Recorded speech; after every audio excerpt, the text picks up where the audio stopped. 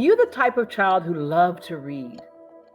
Definitely. I read all the time when I was a child. My mom used to take us to the library, and it was always a big thing to go get a new stack of books. I was definitely that kid at recess with a nose in the book throughout my childhood. At what point did that, flip switch and you thought, I'm not just going to read a book, I'm going to write a book? I think when I got my first computer, I'm not much of a longhand writer, so I didn't think too much about writing a whole book in longhand. But once I had a computer and I could type, that's when it really started. As we say, everyone has a book in them, but a lot of people who want to write a book, and the biggest problem is getting started. So what's your best advice for starting?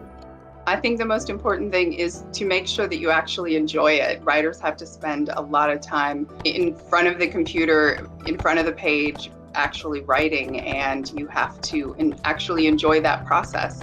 There's a million other ways to express yourself, so if writing is not for you, figure that out quickly. Samantha, the fact that you enjoy this so much is what's concerning us, because here's what you enjoy.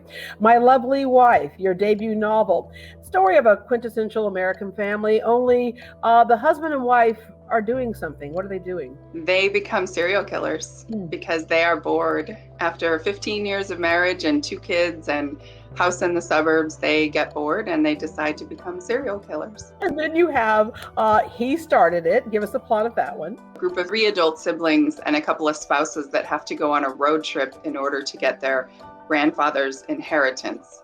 And there's a lot of family secrets in the background going on, and they are not necessarily the nicest family in the world. And then your latest novel, For Your Own Good. What's the premise of that one? That one is about a teacher named Teddy Crutcher who works at a private high school in the Northeast, and he has just been named Teacher of the Year. He is very confident in his ability to teach the students and confident that he knows what they need to learn. The problem is other people just won't get out of his way. There are lots of meddling parents and other faculty members, and that doesn't really work for Teddy. Take us through the process of how you get your ideas, and then are you developing it along the way, or do you have a good idea of your beginning and end and then have to flesh it out in the middle?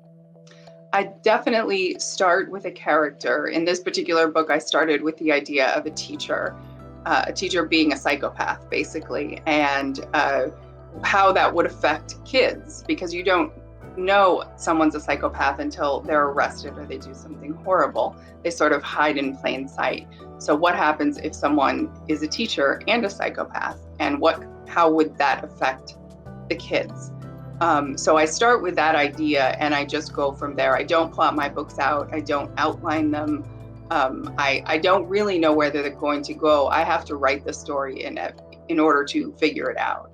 So these things kind of just pop in your head of, hey, teacher, psychopath, oh, married couple, serial killers because they're bored. You're one of those people who really say, let your imagination run wild. That's what you do, which is what I think could make a successful writer, right? I tend to have dark ideas. I read thrillers growing up. I love dark humor, both books, movies, TV shows. Subject matter sounds very heavy, but it is not a heavy book, so to speak.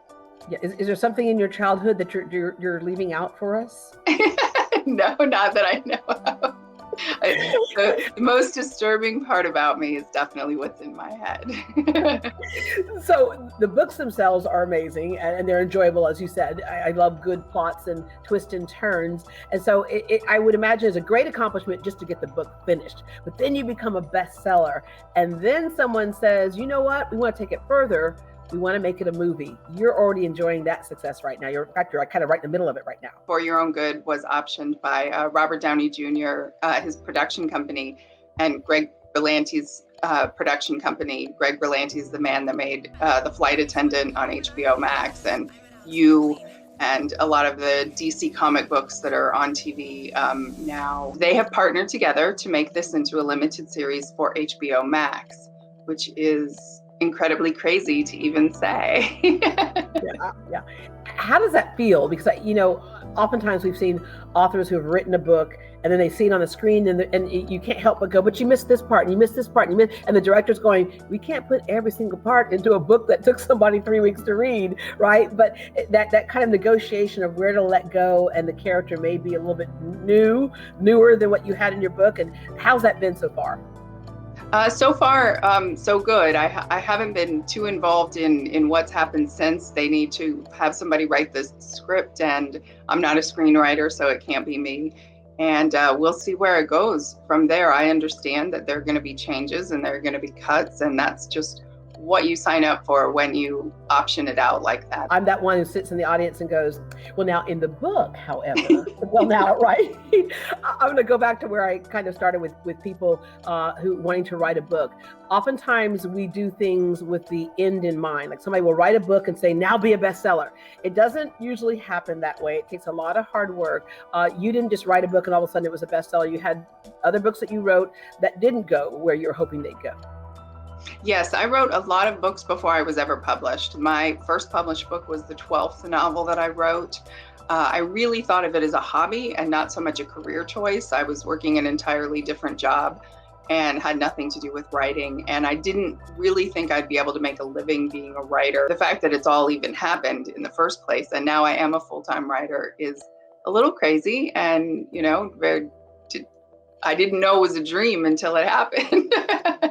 Well, we love turning the pages of your book, and we look forward to seeing those pages turn on screen. Thank you very much for spending time with us and encouraging other people to find the book in them as well. Samantha's latest book, For Your Own Good, is available now wherever books are sold. For more information, visit greatdayhouston.com.